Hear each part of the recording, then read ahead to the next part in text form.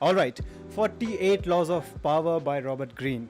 Second chapter. Never put too much trust in your friends and learn to use your enemies. अब इस law में दो part हैं. पहला हो गया never put too much trust in your friends. इसको पहले कैनवास कर लेते हैं, फिर उसके बाद चलते हैं learn to use your enemies में. Okay, let's begin. हम इंसान 3 किस्म की लाइफ जीते हैं, पर्सनल, सोशल और प्रोफेशनल. यहाँ पे सिर्फ सोशल और प्रोफेशनल की बात करेंगे. देखो, सोशल लाइफ क्या होती है, जहाँ आप सोशल इंटरेक्शन करते हो या फिर ऐसी एक्टिविटीज़ करते हो जिससे आपको थोड़ा सा रिफ्रेशमेंट मिले. क्लबिंग, घूमना फिरना, healthy debates, sports activities, depend करता है यहाँ पे. Professional life is more about your career, जहाँ आप फोकस करते हो, फाइट मारते हो सर्वाइव करने के लिए और थ्राइव करने के लिए. अब इन दोनों लाइफ में एक चीज़ कॉमन है, आप ह्यूमन इंटरेक्शन करोगे और कनेक्शन बनाओगे.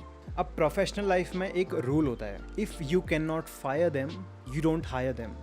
यानी कि आप अपनी प्रोफेशनल लाइफ में उन लोगों को इंक्लूड ना करो जिनके ऊपर आप अथॉरिटी नहीं जमा सकते हो, जिन्हें आप फायर नहीं कर सकते हो. और ऐसे कौन से लोग हैं जिन्हें हम फायर नहीं कर सकते?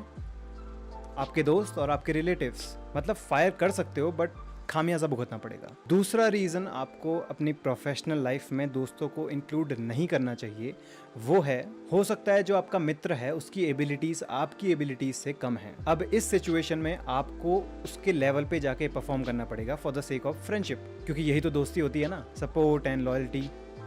बट मीनवाइल हो क्या रहा है, आपकी पावर और आपकी जो पोटेंशियल है वो लिमिटेड हो रही है और आपके जो कॉम्पिटिटर्स हैं वो आपसे आगे निकल रहे हैं. अब दूसरा एस्पेक्ट क्या हो सकता है, जो आपका मित्र है वो शायद आपसे बहुत ज़्यादा कॉम्पिटेंट हो, बहुत ज़्यादा स्किल्ड हो. अब इतनी ज़्यादा एबिलिटीज़ हैं तो कहीं ना कहीं अंदर प्राइड रख के बैठा ही होगा और हो सकता है कि कॉम्पिटिटिव स्पिरिट भी हो. बट बात करते हैं आपकी. आप प्रोफेशनली ग्रो करना चाहते हो तो आपको बहुत ज़्यादा मेहनत करनी पड़ेगी. 80 या 90 घंटे आपको हफ्ते में काम करना पड़ेगा, लिमिटलेस बनने का एम करना पड़ेगा और काफ़ी ज़्यादा सेक्रीफाइसेस भी मानने पड़ेंगे.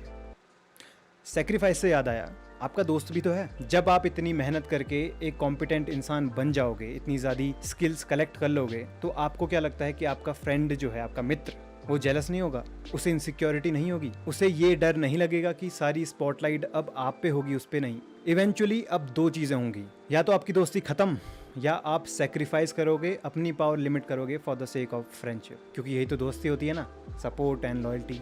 इसीलिए कहा जाता है कि दोस्तों को या ऐसे लोगों को जिनके रिश्ते आपसे बहुत ज़्यादा अच्छे हैं उन्हें प्रोफेशनल लाइफ में इंक्लूड नहीं करना चाहिए. और रही सोशल लाइफ की बात, तो आपको एक बाउंड्री सेट करनी पड़ेगी अपनी दोस्ती में.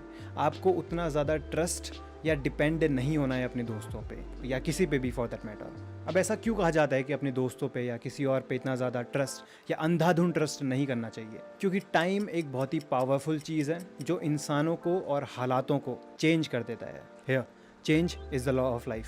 अभी जो आपके साथ है उसे शायद आपकी वीकनेस भी मालूम होंगी, स्ट्रेंथ भी मालूम होगी. टाइम आने पर हो सकता है कि आप सेम लेवल पे कहीं पे compete कर रहे हो, तो वहाँ पे वो बंदा आपके इमोशंस को, आपकी वीकनेस को, आपकी वल्नरेबिलिटीज़ को यूज़ कर सकता है आपको बीट करने के लिए. याद रखना कि एक बड़ी बोट एक छोटे से छेद से डूब सकती है और कुछ दोस्त ये छेद का काम करते हैं. तो अब क्वेश्चन ये उठता है कि क्या हमें अपने दोस्तों को कट ऑफ कर देना चाहिए? इन माई ओपिनियन यस.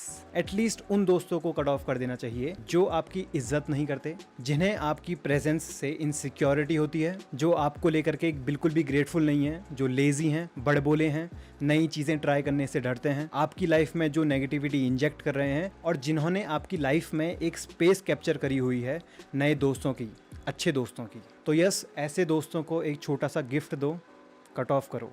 शायद ये करने से उनकी लाइफ भी संवर जाए.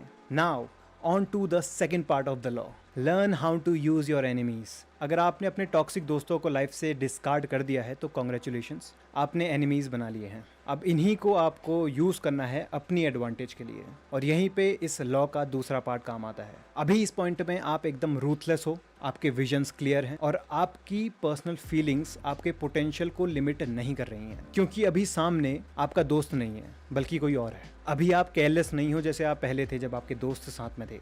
अभी आप ज़्यादा अलर्ट हो, आपकी परफॉर्मेंस अच्छी होती जा रही है दिन पर दिन, आपके पास अथॉरिटी है, एक कंट्रोल है लाइफ में. आपको अब धोखे से डर नहीं लगता क्योंकि आपने कोई एक्सपेक्टेशंस पाली नहीं है, और ना अब आपको टेंशन लेनी है कि एंड में जीतने के बाद या सक्सेस मिलने के बाद आपके रिश्ते कहीं ख़राब होने वाले हैं। बट इन रीजंस को साइड रख कर एक बहुत बड़ी वजह है कि आपको दुश्मन क्यों बनाने चाहिए और उन्हें यूज़ क्यों करना चाहिए, और वो है कि जब तक आपकी लाइफ में दुश्मन होंगे तब तक आप अपने दोस्तों की इज्जत करोगे, उन्हें वैल्यू दोगे और अपनी दोस्ती को ग्रांटेड में नहीं लोगे।